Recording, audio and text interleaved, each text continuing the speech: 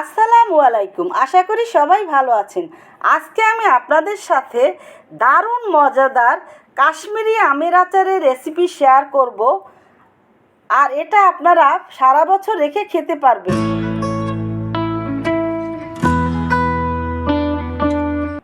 কাশ্মীরি আমের আচারটা তৈরি করার জন্য আমি বন্ধ চুলায় একটা প্যান দিয়ে এখানে আমি 1.5 কেজি চিনি মোট ব্যবহার করেছি। আর আমি এখানে সিরকা ব্যবহার করব 1.5 কাপ।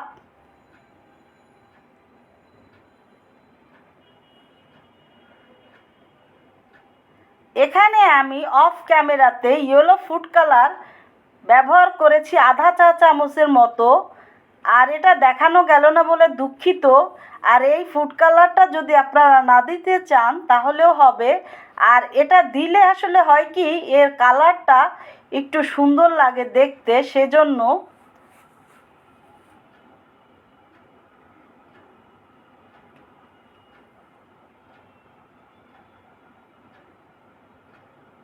এখন চুলাটা আমি অন করে দিয়ে মিডিয়াম হিটে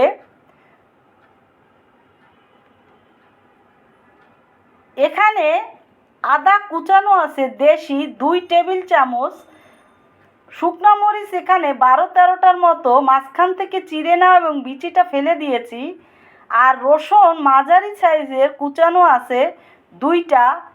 এই পুরোটাই এখন এর ভিতরে দিয়ে দিব। 5-6 মিনিট এভাবে রান্না করে নেওয়ার পরে এখানে আমি 1 কেজি বাজারে যে বড় সাইজের আমগুলো পাওয়া যায় সেটা এভাবে কেটে নিয়ে তারপরে আমি লবণ পানিতে 4 ঘন্টার মতো ভিজিয়ে রেখে পানিটা চালনিতে ঝরিয়ে নিয়ে এখন এই চিনির শিরার ভিতরে আমগুলো দিয়ে দিব। এখানে একটা কথা, আপনারা দেশি আম দিয়ে এই কাশ্মীরি আমের আচারটা তৈরি করার চেষ্টা করবেন। আসলে আমার ব্যস্ততার কারণে দেশি আমগুলো যে কখন শেষ হয়ে গেল টেরই পেলাম না।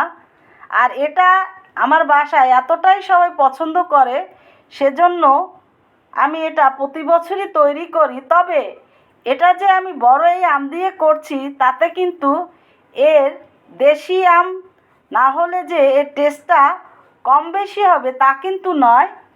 এখানে আমি 1 চা চামচ এলাচ পাউডারের গুঁড়া দিয়েছি এবং সাদা লবণ এবং বিট লবণটা 2টা মিলিয়ে আমি পরিমাণ মতো লবণ এর ভিতরে দিয়ে দিয়েছি। আসলে দেশি আম দিয়ে করলে আসলে এটা দেখতে একটু ভালো লাগে, আর এরকমের বড় আমগুলো দিয়ে করলে এর যেহেতু মাংসটা একটু বেশি থাকে আমের, সেজন্য এটা একটু নরম নরম হয়ে যায় বেশি, সেজন্য আর কিছুই না। আমের পানিটা বের হয়ে গেছে। এখন আমি 5-6 মিনিট হাই হিটে এটা রান্না করে নিয়ে এখন চুলাটা আমি বন্ধ করে দিয়ে 3 ঘন্টার জন্য রেস্টে রেখে দিব। তারপরে আবার আমি চুলাটা অন করে দিয়ে হাই হিটে 5-6 মিনিট রান্না করে নিয়ে আবারও আমি চুলাটা বন্ধ করে দিয়ে 3 ঘন্টার জন্য রেস্টে দিয়ে রেখে দিব। আর এভাবে আমি 2বার এভাবে 3 ঘন্টা 3 ঘন্টা মোট 6 ঘন্টা রেস্টে রেখে দেওয়ার কারণটা হলো তাহলে আমের ভিতরে এই শিরাটা খুব সুন্দরভাবে ঢুকবে, আর এটা খেতে কিন্তু তখন দারুণ লাগবে। একবারই আসলে এভাবে রান্না করে আমি আসলে নেই না, এভাবে আমি 2 ধাপে রেস্টে রেখে তারপরে এই কাশ্মীরি আমের আচারটা তৈরি করি। আর যে কারণে আমার বাসার সবাই খুবই পছন্দ করে এই আচারটা। আপনারা এভাবে তৈরি করবেন, ইনশাল্লাহ আপনার বাসার সবাই খুবই পছন্দ করবে। এখন আমি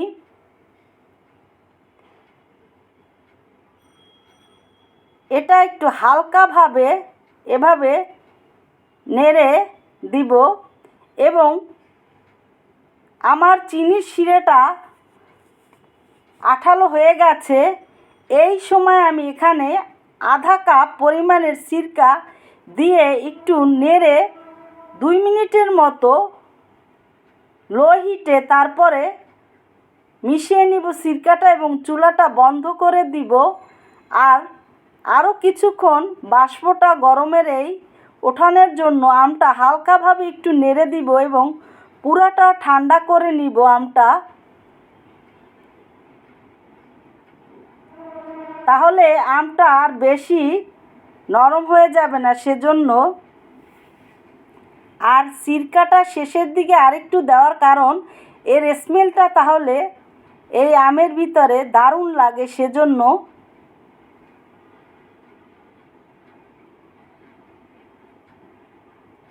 আর একটা কথা আমি আপনাদের সাথে শেয়ার করছি, অনেকেই আমার ভিডিওটা দেখেন কিন্তু আপনারা সাবস্ক্রাইব লাইক শেয়ার করছেন না। প্লিজ আপনারা আপনাদের এই মূল্যবান সাপোর্ট আমাকে করবেন। এখন আমি একেবারে আমটা ঠান্ডা করে নেওয়ার পরে এরকমের 2টা বয়মে ভরে নিয়েছি।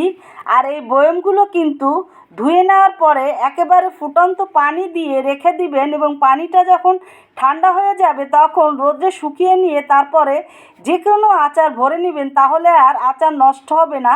আর এভাবে আপনারা রেখে নর্মাল জায়গায় সারা বছর আচারটা খেতে পারেন। তবে যে চামচটা ব্যবহার করবেন অবশ্যই ভালো করে মুছে শুকনা চামচ ব্যবহার করবেন। তো তৈরি হয়ে গেল দারুণ মজাদার